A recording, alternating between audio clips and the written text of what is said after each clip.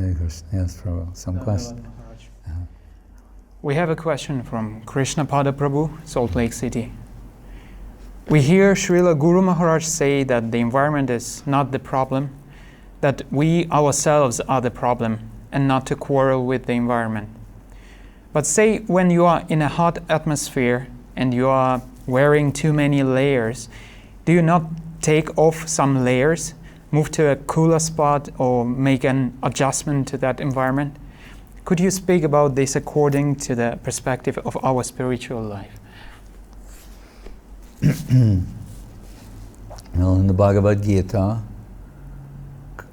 Krishna tells Arjuna, Matras sparshas tu konteya, shitoshno sukadukada, agama payano nitya, tam stiti kshashva bharata. He says that the environment, karmic circumstances we're surrounded by, and literally the world we find ourselves in, he compares to seasonal changes. And his advice is tolerance, tongs titikshasva, right? To tolerate it.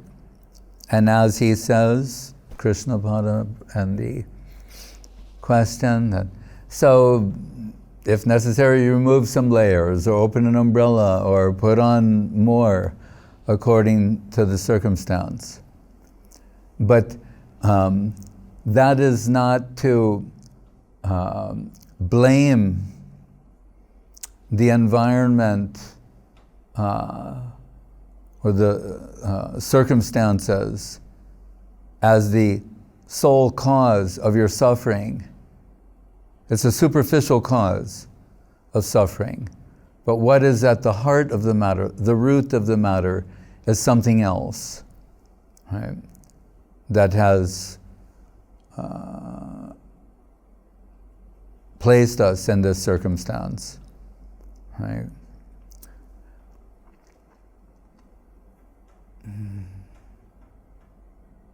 Icha dvesha samutvena dvandva mohena bharata, again in the Gita, and in Manu Samhita, tamasa bahurupena beshtita karma hetuna.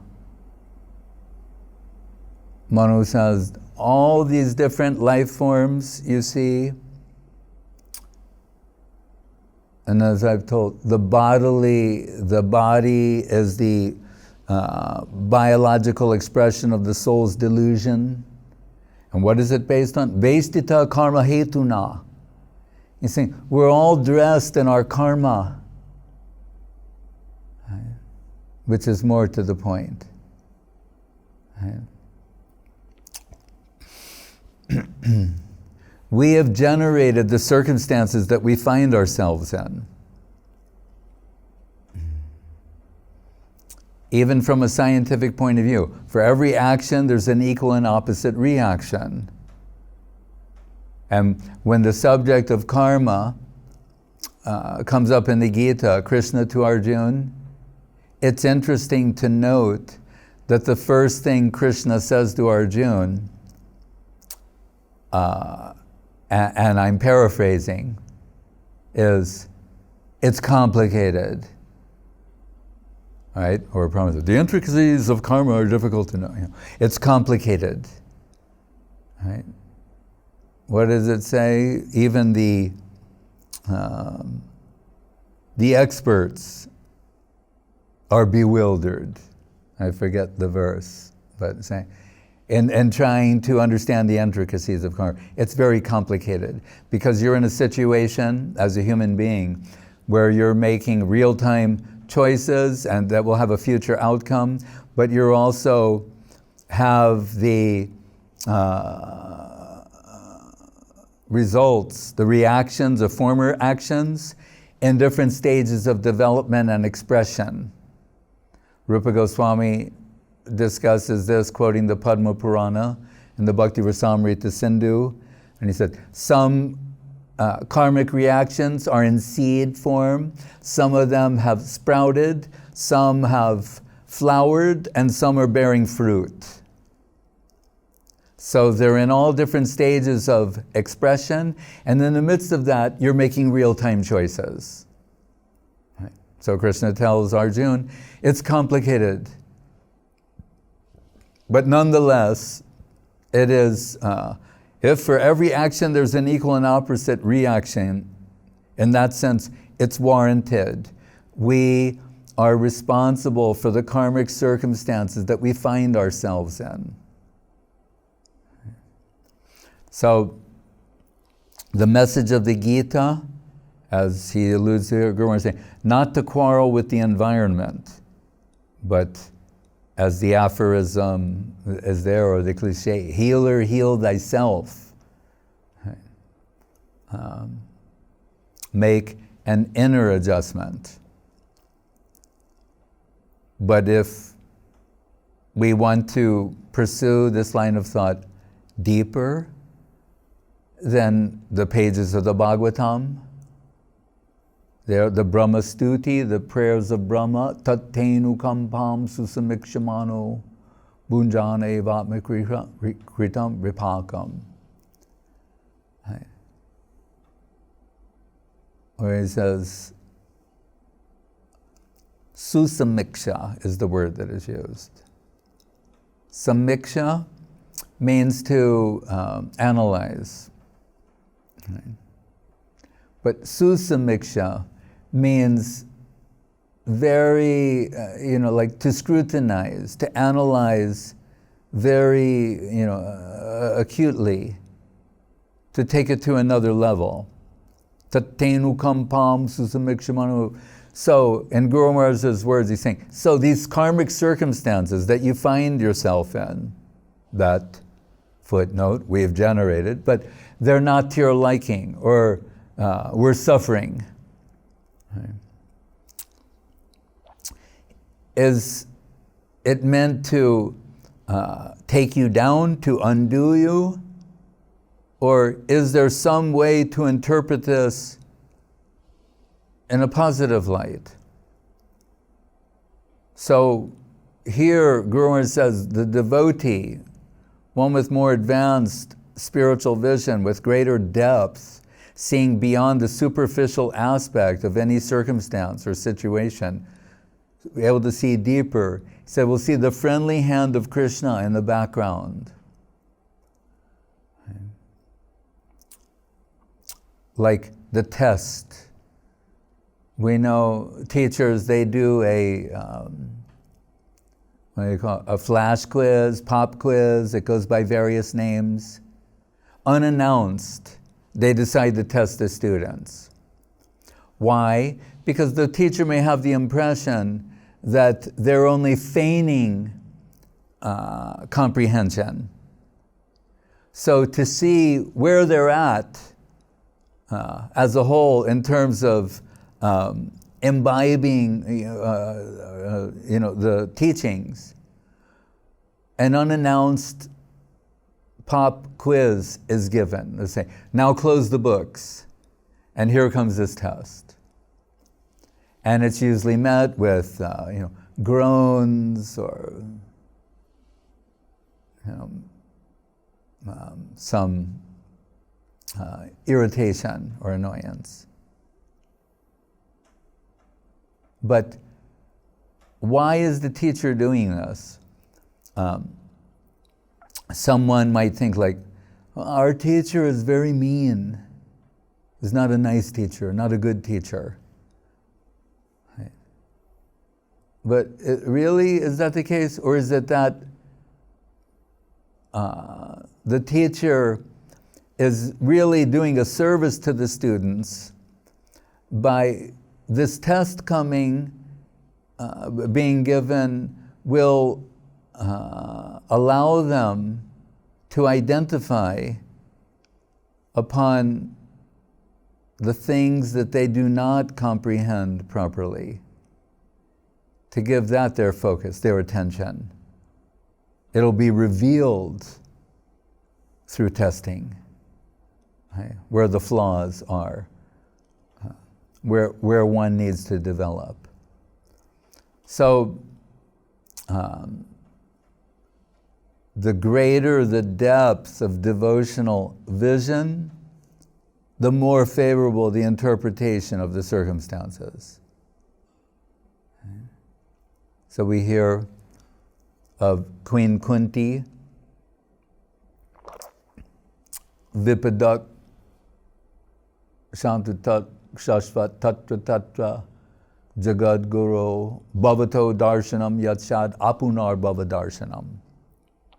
She's reflecting upon her past times with Krishna and the Pandavas.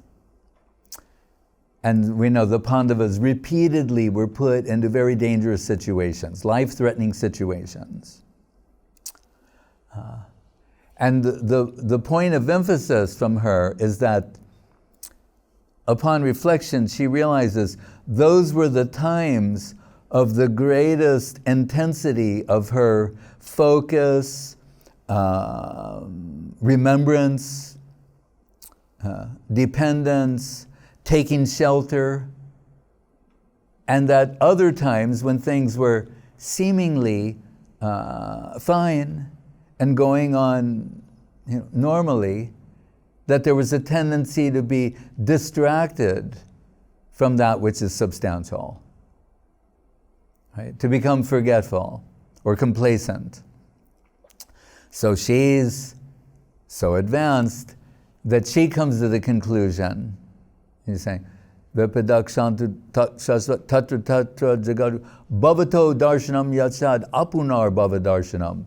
By having darshan of you, through remembrance of you, then bhava this, we don't have to see, experience this world of suffering anymore. So it would be, then if adverse circumstances compel me to enter that level, that depth of focus, concentration, remembrance, then adversity would be good for me. Now we know no one is inviting adversity other than Queen Kunti, right? But she has achieved that. That's her level of interpretation. Right? So, again, in the Gita, Bhoktaram Yagyatapasam Sarvaloka Maheshwaram. Krishna, Bhokta, everything is meant for his enjoyment. Bhoktaram Yagyatapasam, all yagyas, tapasya. Right? Here's what is it? Yagyavai Vishnu from the Vedas, and Yagyeshwar. That's why Brahma was Vimohan, bewildered to see. He's thinking, normally the Lord is worshipped with yagya. There's a big sacrifice, and then there's the offering. Right? He eats only what is offered through yagya. And here I am to believe that this 5-year-old boy sitting on the banks of the Jamuna with his cowherd boyfriends and his calves, and they're frolicking about and they're having a picnic. He can do that too, the one who we're told only eats through yagya. And he learned that about the aprakrita lila of Krishna, the human-like pastimes of the central conception of the infinite. But, so, Bhoktaram Yagya Tapasam Sarvaloka Maheshwaram. He's controlling everything. There's that saying, not a blade of grass moves without the will of God. Guru Maharaj would extend it to dust. Right? So whatever whatever you conceive of the finest thing, not moving without a will of God. The electron, the neutron, the proton, the quark. So then one would have to question. So we see if on that level, the movement is attributed to divinity. then what to speak of things that are seemingly more significant? Right. Then that in the background, the divine, divinity. So then we'll have to think, is this meant to take me down? Like this, it's meant to make me fail or pass to the next level. Is he inimical to me or friendly to me? Right? Who's controlling all circumstances? Is my enemy or my friend? Has my self-interest at heart, and not only myself, the whole animation, in the words of Guru Maharaj. And throw in the inanimate as well. Right? Next line. Bhoktaram yagatapasam sarvaloka maheshwaram suhridam sarvabhutanam. Because what was said in the first two lines might give one pause. Right? Supreme enjoyer, controlling everything. What about us? What about you? Suhridam sarvabhutanam. And he's the dearmost friend of every living being. So like in this world, it's not what you know, but who you know. If the person you know, and not just know, but is your dearmost friend, is controlling everything, then it cannot be against your self-interest. And this point, to embrace this, to understand this, to have faith in the truth of this. Suhridam sarvabhutanam, what does Krishna say? Gyatva mam shantim richtati. Knowing this, if you can know this and believe this, embrace this understanding, then gyatva mam shantim richtati, then you'll be free from anxiety and peaceful, knowing that Krishna's friendly hand is in the background of all events. So,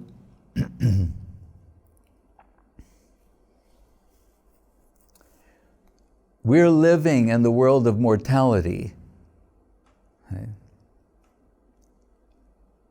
When events transpire in such a way as to make that inescapably obvious, we're upset. Because we prefer to, what's the word? When you're, I guess oblivious is one word, right? To be oblivious to our mailing address, which is the world of mortality. So we want it to be kept as far away as possible, not to rain on our little parade of exploitation. And then the Latin phrase, memento mori, right? Death reminders, which is supposed to be one of the themes of art. And by that, we don't just mean paintings, but we mean literature, right? If it's to be taken seriously, it must deal with one of these subjects. Memento mori, death reminders. We hear that Chekhov is arguably the greatest short story writer of all time. Right? And so everyone should read a little Chekhov. So, and what's the name? It's called Ionich? Ionich. Okay, Ionich, not Ion. All right, Ionich. Right.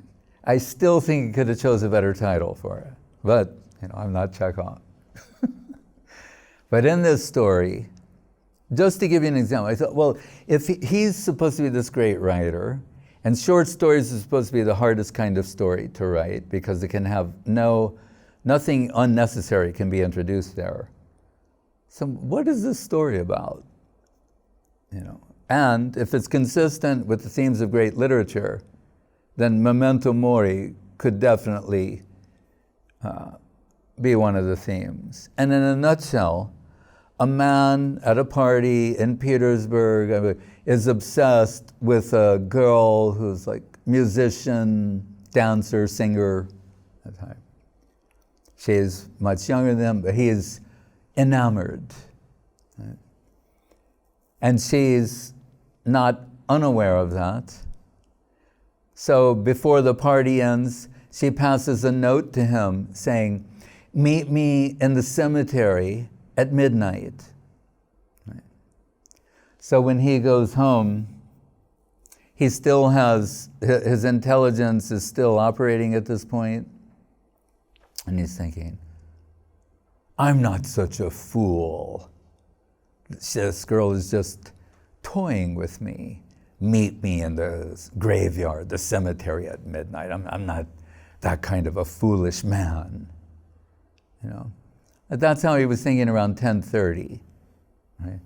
As the clock started going more towards midnight, and he started to think, what if she actually goes and I'm not there? Like the praying mantis, she was eating his brain. We saw a praying mantis today, if someone wonders where that came from. Anyway, so he's thinking, if on the odd chance that she's serious, I should go there. You know. And he gets his driver, takes him to the cemetery, and midnight hour, the bewitching hour comes, but no bewitcher. She does not show. He's there alone, and he decides to walk through the cemetery. And as he's walking through the cemetery, he's observing the names and dates, birth dates and death dates on the gravestones.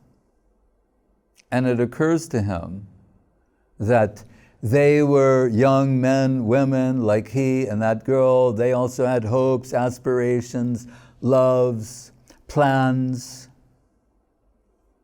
Right, as John Lennon said in his own, life is what happens to you while you're busy making other plans.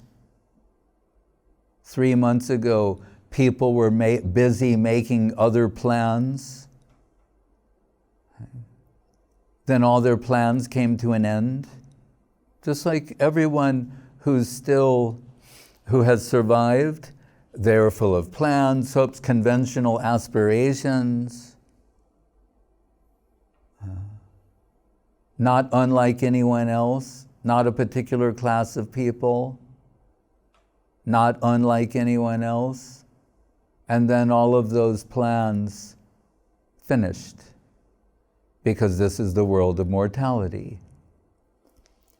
And I thought, about Chekhov, so he's arguably the greatest story writer, and I thought, this underscores how excellent he is at storytelling.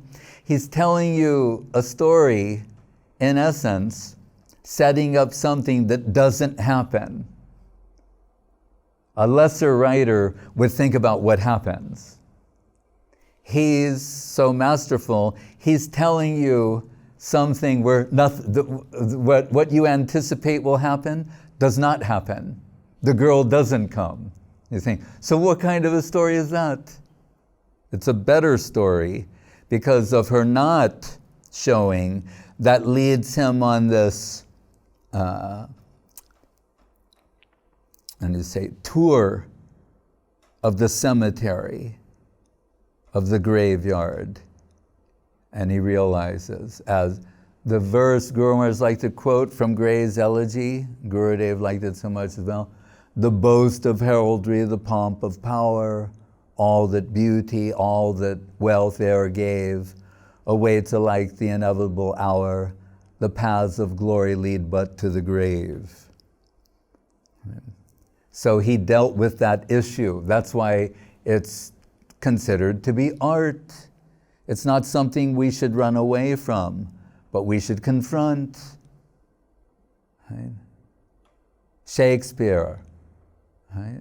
Out, out, breathe candle. What does that mean? The brief candle is life. Out, out, brief candle. Life's but a walking shadow. Subjective evolution. Chayabhas. Right? Chayabhas, chirabhas. Life's but a walking shadow. A poor player who struts and frets his hour upon the stage and then is heard no more. We all have a very limited time here. Right? Labdva sudurlabham bahusambhavante. Manusham artadam. Life is temporary, but you get an opportunity for liberation. Not social liberation, national liberation, economic liberation, women's liberation, or any other sort of liberation in the crematorium, right? Within the jurisdiction of the crematorium. According to Google, they say, what is it? How many? 10 billion people have lived? We accept what Veda says. But just let's deal with them, because people are more familiar with Google than Bhaktivinoda Thakur. But they say 10 billion people, 100 billion people have lived, 100 billion people have lived, known. So, and what's the present population of the earth? Less than 10 billion.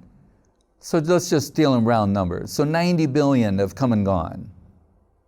Right. Right. No one is exempt.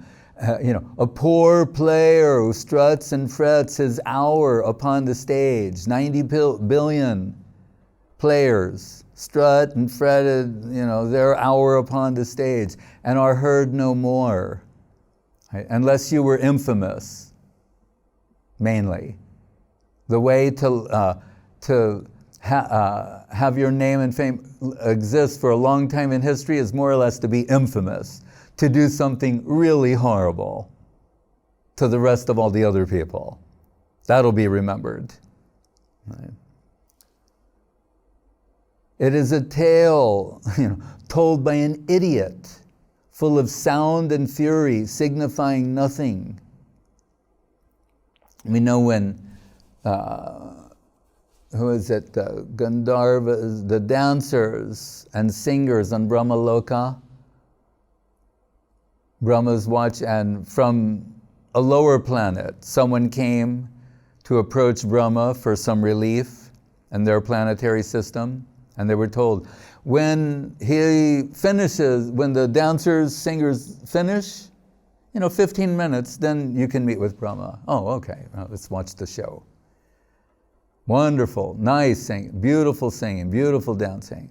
They finish, and Brahma says, how may I assist you? And the person says, oh, it doesn't matter now, because the people I wanted you to help, they all passed away hundreds of thousands of years ago. Why? Because, 6 months of the heavenly planets, our 6 months is a day there. Keep extrapolating, Bhur, Bhuva, Mohar, Jana, Tapa, Satya. By the time you get to Satya Loka, 4,300,000,000 years a day. The average lifespan there, 15 trillion years. Brahma, at the end of 311 trillion years, will also die. Brahma bhuvana loka punar avartunojana mamupe chitakontiya punar janmana vidyate. Not even the great Brahma is exempt in the world of mortality. So, and the events in this world, Guru Maharaj in the famous talk, and I was saying I wanted to dedicate this talk to Dhananjay Prabhu, Chaitanya Mohi, Munendra Mohan, Krishna Kanta Didi, Shanti Mohi Didi, and all the Italian Bhakta Vrinda, our God brothers and God sisters there we're thinking of them. And I spoke to Munendra Mohan Prabhu and Krishna Kanta Didi, and I was recalling Guru Maharaj's response to the proposition of World War III. And that's in the Search for Sri Krishna, Reality the Beautiful. And they mentioned they had been reading with other devotees that very section of the book the evening before. But the famous lines that those who are familiar with it come away with is Guru Maharaj saying, a point on a line in a plane in a solid. And for those not familiar with this type of thought, he means, what is a line but an infinite number of points? So he's saying, this point in history, this event in time and space and history is a point on a line, which is an infinite number of points. And what is a line? And then he says, a point on a line in a plane. A plane is an infinite number of lines. So he's saying, from an overview, it's insignificant.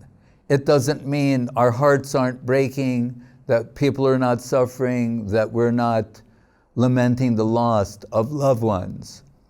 But from the overview, people say, what is the use of philosophy? It has no practical value. Guru Maharaj said, when it comes to dealing with death, you'll understand the value of philosophy.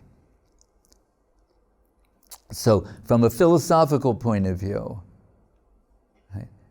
and not only if you say, oh, but that's, religion and philosophy. No, from a scientific point of view, there's a book out that had to be written well before this pandemic, because it was released around a month ago. So when you consider how long it takes to publish a book, and it was, the research and writing was done long before that. And it's about the end of the world, or the end of the universe. And it's written by a credible scientist who's saying something that scientists have known for a long time, but is either relatively unknown with the people in general, or not attributed much importance because it's so long from now, which means the expiration date of the universe. So, as we've said before, when you know what power is in mathematics, like when you do 2 squared, 2 to the third power, 2 to the fourth. So if you take 10 squared is 100, right? So then 10 to the third, 4. If you turn that into years, some scientists will say, well, it could be 10 to the 10th power in years, or 10 to the 12th, some maybe the 14th, but they might disagree on, which power it will be, but they're all in a consensus that it has an expiration date. So all of what we know now, all of human history, all human geography, everything we know, it will vanish. That's not a religious idea, a religious notion. It's a scientifically accepted one, right? So all of this will vanish. Then what will our life have been? Is human life just meant for conventional aspirations? And by that I mean an allusion to biological imperative, meaning reproduction, right? Ahara, nidraya, bhaya, maitunyam cha. They say eating, sleeping, reproduction, and defense, shelter, however, creating a situation where you can become free from fear and anxiety. We're told that we hold in common with animals. What separates us, we're told, dharmena hena pashubi samana, is this, the word used here is dharma, but really what it's alluding to is this inner purpose, inner necessity. Right? We are the only species who ask why, who contemplates purpose, right? Fulfillment, value, right? Means beyond base necessities. We value the concepts in a book. A moth just sees food. Right? A dog doesn't understand the value of gold. There are many examples like that. So we're talking about something that is subjective. And remember, just because something is subjective does not mean that it's not true. Right? Because it can't be proven by conventional means. Right? You can't prove that something is funny. You can't prove that someone is beautiful. That doesn't mean that there is no such thing as humor or beauty or other subjective things. And just because one person does not perceive that does not deny the possibility of its existence to another. So we're talking really about what is subjective, right, in terms of value. So Guru Maharaj says in that section, learn to live in the plane of your faith, right? Shraddha mayoyam loka, that which does not vanish when this world vanishes. That's our bet. That's the theistic bet, right? That's the fight, the noble fight. Right? It's not cowardice. As Guru Maharaj said, come and face the real fight. What is it? About mortality. You're in the mortal world. But how is it framed by humanists? Even the great atheist, Christopher Hitchens, who died from cancer a few years ago, he said, whenever someone gets a terminal illness, that's always framed in terms of a battle. You know, they'll say, you know, he's a fighter. He's going to fight this thing. He's not going down without a fight. And as I may have mentioned before, there's a place called Ladbrokes, for those who don't know. It's either in England, Ireland, or both. And they take bets on anything. You can bet on anything there, not just a horse race or sports. You can place a bet with them on just about anything, probably on like when the universe will end. But I'm saying, if they would take a bet on this cancer battle, I'm betting with cancer. Right? So then Hitchens concluded by saying, and when the person finally passes, he said, it's as if to say that he finally succumbed and died after a long struggle with mortality. Right? Mortality. Right? And interestingly, in the Bhagavatam, it may seem harsh or cruel or too much, but after Sukadeva Goswami has spoken the bulk of the Bhagavatam to Parikshit Maharaj, and he's giving his final advice to him. And this means he's described Krishna Leela, you know, all the avatars, the dynasty, everything leading up to Krishna and his Madhura Rasa pastimes with Srimati Radharani and Braja Gopis. But he turns to him and says, Tantarajan Murisheti Pashu Buddhim Imam Jahi. I was shocked when I heard this. He says, to believe that you will die, that's Pashu Buddhi, that's animal intelligence. So this is, you know, Eastern philosophy, Indian theism, Vedic understanding 101.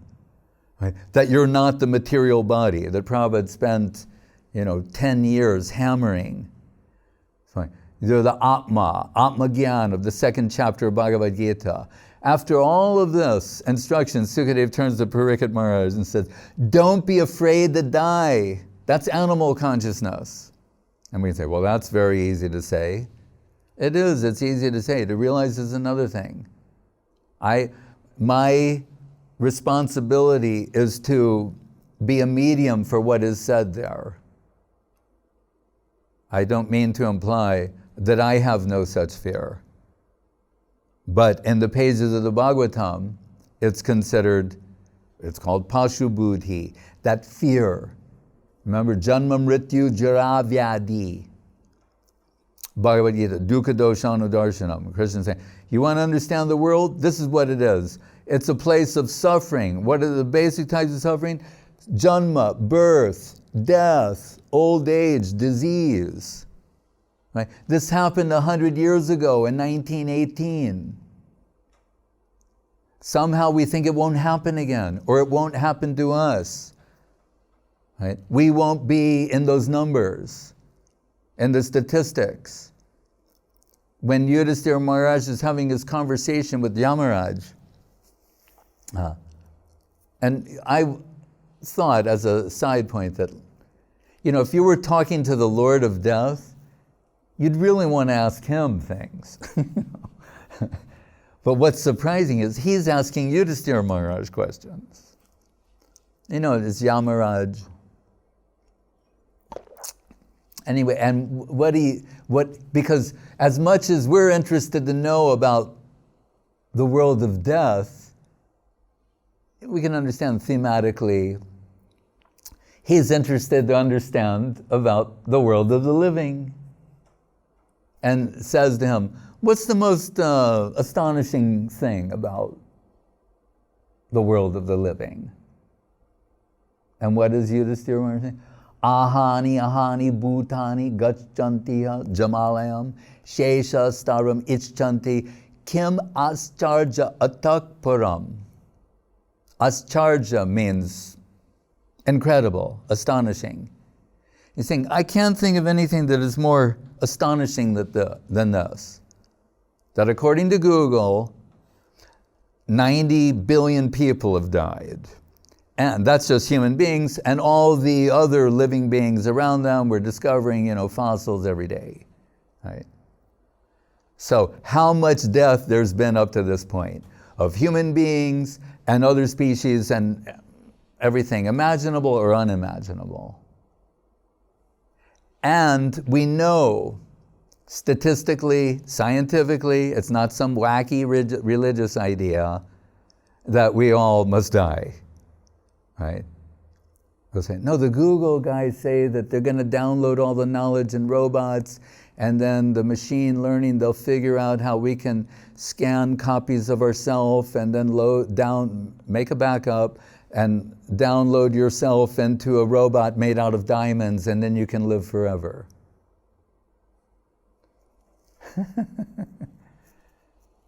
No. Everyone has to, that's why Guru Maharaj says, don't be a coward and run away from this, is that you have to deal with mortality. It's inescapable for everything here, because even if you become one of those diamond robots who can so-called live forever, you're going to be finished too at the end of the trillion years or whatever it is. We put 311 trillion on it with Brahma. But even if you're going to be with Markandeya Rishi floating on a banyan leaf, which I don't see any description of that in the Bhagavatam. There's not room for two on the banyan leaf. Sooner or later, you have to deal with this inevitable problem. Right? So that's what Yudhisthira says. So although everyone around us, everyone before us has died, around us everyone is dying. Like now, so many people are dying. It's unavoidable. You cannot hide your head in the sand about this. It's everywhere. A few months ago, they said that while this was part of the news in the West, in China, they said it's not just big news, it's the only news. If you look at the current news, it's the only news, and the economic effects of this event. That's the news. Right? That's what he's telling. This is the news. The news is at any moment, any one of us may have to go, may have to withdraw from this plane. So then what is the purpose of life? We're thinking, what he says, what is most astonishing? Still, somehow, hope against hope, we're holding out. It won't be me. I won't be in those numbers. I won't be in those statistics. Somehow I'll make it through. Then for what purpose? To cherish conventional aspirations? I mean, to the biological imperative to reproduce. We're not pandas. You could understand why that could be a big program for them. If we're something more than pandas, then what is that purpose? When we were leaving London with Srila Gurudev, and he said,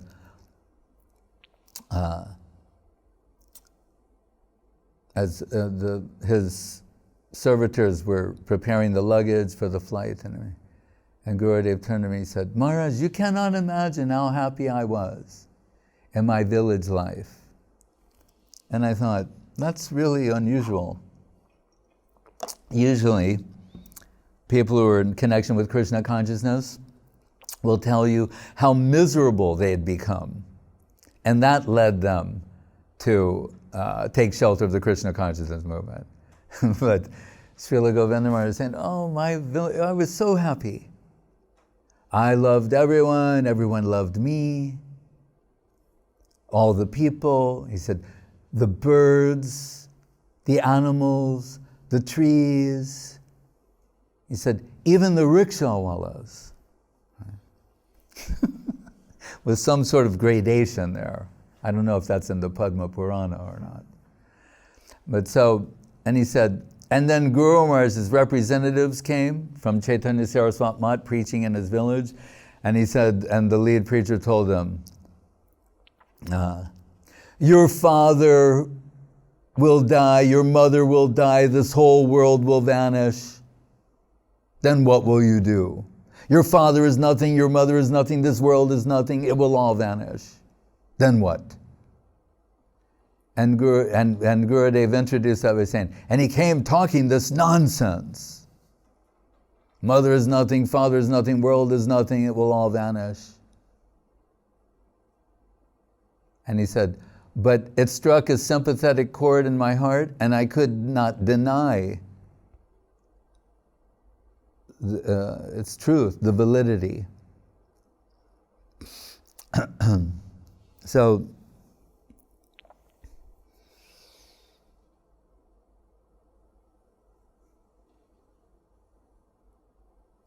still, the one other thing I wanted to say was, so then we're told that during this period, the safest thing to do is, self-isolation, to go into isolation. And for some that's very difficult to do, for some less, but it's the advice, right? To stop all the social interaction. And as a side point, it's interesting to note that due to the temporary suspension of economic development and everything that goes with it, blue skies have returned, clear water in Venice, due to no tourist or no manufacturing. And so before we just,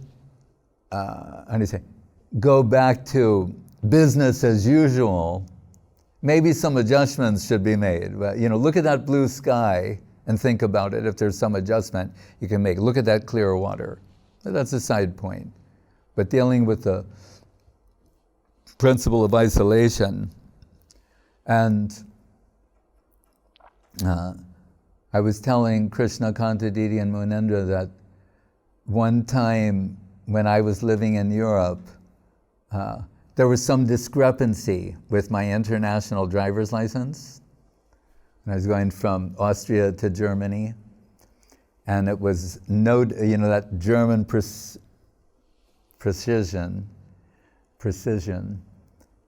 proficiency. They noted that, and somehow, I'm giving the condensed version. I was incarcerated, which, for those who don't know what incarcerated, I was thrown in jail, in solitary confinement, immediately.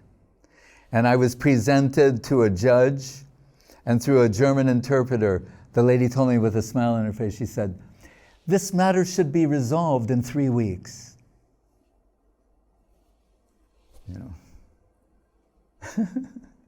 Entschuldigen Sie bitte? So I went to my cell wearing these woolen pants and the woolen coat, and I asked for if I could have 2 things, my japa mala and a volume Chaitanya Charitamritam, and they consented to that. And then, so I was in the cell chanting and thinking, I need to keep my composure. If I allow this confinement if I lose my composure and confinement, I'm going to lose my mind, and be tormented mentally, psychically. So I started having a dialogue with myself. And it ran something like this. I was saying, your whole life you spend in a room this size. So now you're in a room this size. You're always in a room this size. So don't be disturbed by that. It's just in a different location, but you spend your whole life in a room this size. But then the other part of the dialogue said, but there's a difference. At the time I was living in Vienna, said it's true, this room and the room in Vienna are a similar size. The difference is, you decide to be in that room in Vienna, and you did not make the choice to be in this room. So the difference between these 2 rooms is freedom. It's not the room that's the difficulty. Your freedom has been taken from you. You don't have a choice. The room in Vienna, you can decide not to be in there, to go for a walk or do whatever is necessary. In this room, you cannot decide not to be here. Right? You can only be here. And then I thought, this is a problem. And I thought, yeah, that's my freedom. It's the freedom. It's not the size of the room, it's that I've lost my freedom, my choice. Right? We're told it's so innate to the existence of the jiva. You cannot remove the free will. Because in Jaiva Dharma, at one point, it's brought up that, well, if it's by misuse of the free will of the jiva that brings them into the suffering condition, take away the free will. Make it so that they can only be, happy, happy, happy all the time. And Bhaktivinoda Thakur said, no, understand. It's so innate. If you remove free will from the jiva doesn't exist anymore. And somehow, I see a connection between this and the poet Auden. You know who Auden is, right? Auden. He wrote a famous thing, what was it called? 1914, about.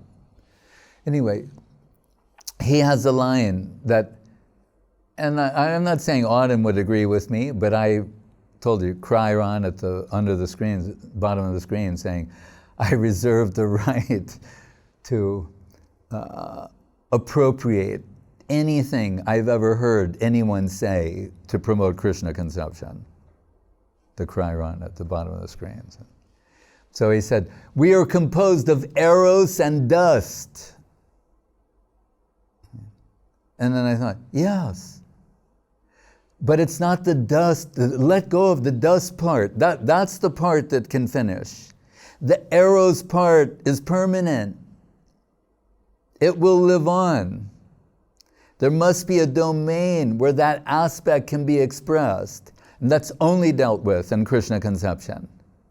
Muktir hitvanyata rupam svaropene vivastiti. Shed, the shackle of the dust aspect, the eros part is permanent and has a plane of expression in the domain of divine love of Krishna. So, what did I say before? Oh, back in the jail cell. So then I thought, and I had heard one devotee within the last year for something that, say in the US, would have been considered a minor infraction, was serving 2 years internment. And so I thought, this could be something like that. I need to take this very seriously. Right? And I need to prepare myself to be confined indefinitely. That's the only way I'll be able to. If I'm thinking this is going to end tomorrow or a week from now, that won't be good because if not, then I'm going to be devastated, psycho-emotionally. Right?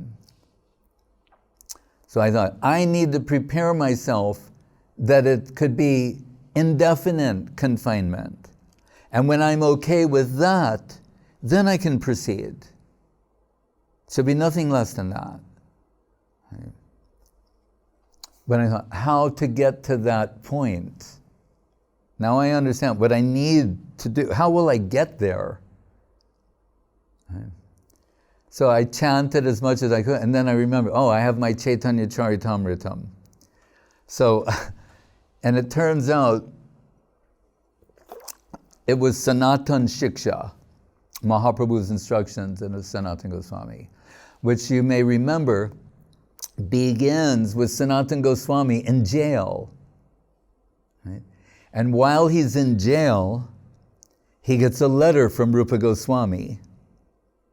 So I'm reading this, and with great eagerness and anticipation. I'd read it before, but now it's showing some new light to me because of its relevance. That's the point. Achinoti shastartam, that when there's so much in the scripture, what is relevant to us in our present situation and circumstance? That we need to know. So there is the letter of Rupa Goswami to Sanatan Goswami, and where he says, he's quoting a sloka, and it says, Yarupate Pagata Mathura Puri Raghupate Kwagatotara Koshala Iti Vichinta Kurusva Manastiram Nasaridam Jagaditya Vadaraya. It's so beautiful. The only person I ever heard quote this was Srila Gurudev once. At the time, I'd not committed it to memory, but I thought, he knows that. And he used it so beautifully. But what he's saying here, and this is when the calm, manastira means mental composure, more than mental. And it's so perfect in context and meaningful to devotees, aspiring devotees as well. It says, Yadupate kwa gata Mathura Puri. Saying, where's the Mathura Puri of Yadupati? That means Krishna. Right? There was a time when Krishna world was here. Right? We always read about Vrindavan, and we say 5,000 years ago. He said, where is it gone? Right? Raghupate Kvagato Koshala. And the Raghu Vangsha, the dynasty of Ramachandra and his kingdom, long gone to the point of considered by most, mythology, vanished, withdrawn from this plane. So he's saying, if the Krishna world withdrew from this plane, the Raghu, Ramachandras withdrew from this plane, then he says, iti vichintya kurusva manastiram, then make your mind steady by realizing what? Na sat idam. Na sat. Sat means it's not real. This world, it's not real. It's not permanent. It's temporary. Na satidam jagadita vadaraya. It's only here from some time and then it vanishes. As that scientist says in his book. But don't let they say, oh, but that's going to happen, a trillion years from now. That's what Yudhisthira Maharaj is telling Yamaraj, saying, that kind of thinking, that's what's astonishing. When you know better, everyone before you died, everyone around us is dying, and now it's been pushed in our face. And still we think it won't be us. Kim ascharja atakparam. What could be more astonishing than this? But, so if we appreciate the letter of Rupa Goswami, then we understand this is the time where philosophy shows its value. Deep thinking, dive deep into reality, beyond the superficial aspects of temporal existence. Hare Krishna. And as Guru Maharaj says, live in the world of our faith. I was discussing this with Srila Madhusudan Maharaj earlier. Our happiness lies in glorifying Hari Guru and Vaishnava. Right? When recently was the appearance day of Srivas Thakur. Right? And what do we hear in the kirtan at Srivas Angam? And that's where Mahaprabhu sang Hari Harai Nama Krishna, the beginning of that. But that during one kirtan, one of his sons died. Right? But he came out of the room and saying, what's wrong? And the wife and others are saying, his son died. And they're all crying, lamenting. He's saying, that may be, but don't disturb Mahaprabhu. Mahaprabhu is now in some deep, ecstatic emotion. We don't want to disturb those divine emotions of his. Then you could think, oh, how callous is he? No, he is a loving, but this is the depth of his devotion. That is real, and this is temporal. Right? But then afterwards, when it comes to Mahaprabhu's attention, and he's saying, Srivas, why didn't you tell me? He's saying, I didn't want to disturb you. And then Mahaprabhu was saying, like, can I ever leave such a devotee as this? He's totally purchased me with this type of love and affection. And because these are divine pastimes, it's like they say at the end of the movie, no animals were actually harmed in the making of this motion picture. So no one actually dies in these divine pastimes. Okay? No souls were actually extinguished. Right? Read the Bhagavad Gita, chapter 2. Najayate mriyate va kadachin, etc. But that child who was actually perhaps the child of Chitraketu in the Bhagavatam. So the child is revived by Mahaprabhu and he starts giving a philosophical talk to everyone, telling them that this world, this is a child speaking now who just died, left the world. Then he comes back and says, this world is temporary. Don't put your faith here and try to live permanently in this plane. By the will of the Lord, I came here for some time. By His will, I'm leaving here now, going on to another situation. Don't lament for me. Bhakti Vichar Jajavar Maharaj was the last person to take sannyas from Srila Bhakti Siddhanta Saraswati Thakur. But being a simple-hearted, pure devotee and humble in every way, and we had the good fortune to meet His divine grace and be bathed in His Vaishnava vision. He thought, what if I can't keep up? When the sannyas is offered by Saraswati Thakur, what if I can't maintain my vows? I can't keep the position? He was fearful, afraid. Right. So, Guru Maharaj, when he heard, and some devotees were saying, yes, Prabhu, that is what you were thinking, that is the correct thing. Tell Prabhupada you're not qualified. When Guru Maharaj heard this, he approached Srila Saraswati Thakur and said, explain the situation, about the hesitation. I think his name was Sarvananda, something along those lines. But anyway, brahmachari. Saraswati Thakur called him to his side and he said, when you take sannyas, he says, you're approaching the abhaya pada. That means the fearless world, like Bhaja Hunre Manasri Nandanandana Abhaya Charanaravindarei. Right? Kamala Dala Jala Jivana Talamala. We see this all the time because we have lotus flowers here. When I first heard this song many years ago, I thought it was saying water on the lotus petals. That's not what it's saying.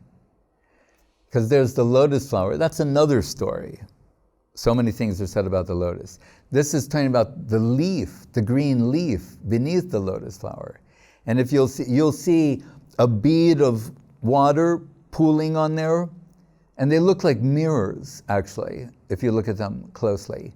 But you can watch it, and then without any indication, it just suddenly rolls off the leaf. It's not like you go, oh, it's going to happen. No, it just does it.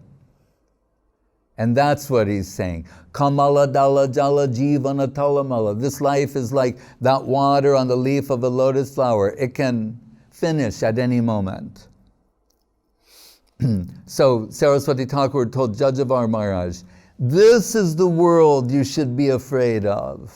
Not the spiritual world going in that direction. Don't be fearful of that. This world, which there's danger in every step, the Adi-atmic, Adi-devic, Adi-bhotic, Adi-devic miseries, as this present situation reminds us, it is inescapable. So if anything, if this can be used as a catalyst, or what's the word for like compel, but there's another word. Push. I can't think of, Enhance. No, in terms of giving a push. Accelerate. That's a word.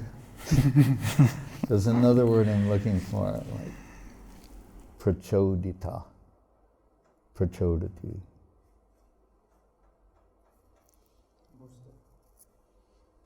Yes, all of these things. Can't find the precise word, but to nudge us, to push us in the direction of internal culture, self-reflection, self-analysis. It's a good time to reflect upon our lives up to this point, at present, and how we shall proceed. Right? But it's what is before us right now that is most important. As Guru Maharaj liked to quote that poetry, that says, trust no future, however pleasant. Let the dead past bury its dead. Act in the living present. Heart within, God overhead. Compulsion to dive deep into reality. Hare Krishna. Jai Vishnupad Paramahansa Parivrajaka Acharya Satarasata Sri Srimad Srila Bhakti Sudhir Govinda Dev Goswami Maharaj Ki Jai. Jai Vishnupad Srila Bhakti Rakak Sridhar Dev Goswami Maharaj Ki Jai. Bhagavan Srila Bhakti Siddhanta Saraswati Thakur Ki Jai. Jai Saparikar Sri Sri Guru Gauranga Gandharva Govinda Sundar Ju Ki Jai. Shri Giriraj Govardhan Ki Jai. Sri Rupanuga Guru Varga Ki Jai. Sri Rup Sanatan Bhatta Raghunath Sri Diva Gopal Bhatta Das Raghunath Sad Goswami Prabhu Ki Jai. Namacharya Srila Haridas Thakur Ki Jai. Sri Krishna Chaitanya Prabhu Nityananda Sri Advaita Gadadhar Shivasati Go Bhaktivinoda Ki Jai. Sri Sri Radha Krishna Gopa Gopinath Shyamakunda Radha Kunda Giri Govardhan Ki Jai. Vrindavan Dham Ki Jai. Navadip Dham Ki Jai. Sri Chaitanya Saraswat Mat Ki Jai. Sri Gupta Govardhan Ki Jai. Ganga Devi Jamuna Devi Bhakti Devi Tulsi Devi Ki Jai. Om Vishnupad Vishvarenya Srila A.C. Bhaktivedanta Swami Prabhupada Ki Jai. Sri Chaitanya Saraswat Madhacharya Brinda Ki Jai. Jai Srila Bhakti Bhimalavadut Maharaj Ki Jai. Jai Srila Bhakti Ranjan Madhusudan Maharaj Ki Jai. Seva Vrinda Ki Jai. Samaveda Bhakti Vrinda Ki Jai. Nitai Go Premanande. Hare Krishna. Maharaj Ki Jai. And Maharaj, our devotees all around the world are saying Dandavats from Suchitra Didi, Vijay Krishna Prabhu, Jadu Gopal Prabhu, Krishna Das Prabhu, Kaushalendra Prabhu, Lakhta, Priya Darshini Didi, Madhavi Didi, Turin, Italy, Madhavilada Didi, Madhu Gopal Prabhu, Mexico, Apri Flowers, that's the nickname, Ajita Krishna Das Prabhu, Kalyani Didi, Italy, Kanu Priya Didi, Ajitashi Didi, Gupta Govardhan, Dhananjay Prabhu, Russia, Dandavats from Siberia, Pranashwari Didi, Jayanitai, humble pranams to Maharaj and the assembled devotees on site and online.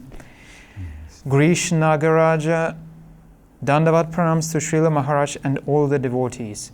Your insignificant slave, Gaura Shakti Dasa, Adelaide, Australia. Shantimoi Didi is saying, Oh dear Maharaj, thank you for your blessing. How lucky we are. Dandavats pranams from Villa Govinda. I still want to see Venice in this lifetime. And now the waters are clear, so we'll come again. Hare Krishna. We want divine flow. Dhara, Rupanuga Dhara. The last thing I was going to say, the gods, Mohini Murti, Kurma Avatar, they were not searching for Amrita and immortality in the conventional sense. We'll talk about it in detail later. But Guru Maharaj said, but the ultimate nectarine substance, which is Madhura Rasa, which is presented in the pastimes of Radha and Krishna and the Braja Gopis. Just the prospect of some service connection with that plane gives the greatest meaning to the brief lives that we have. Hare Krishna.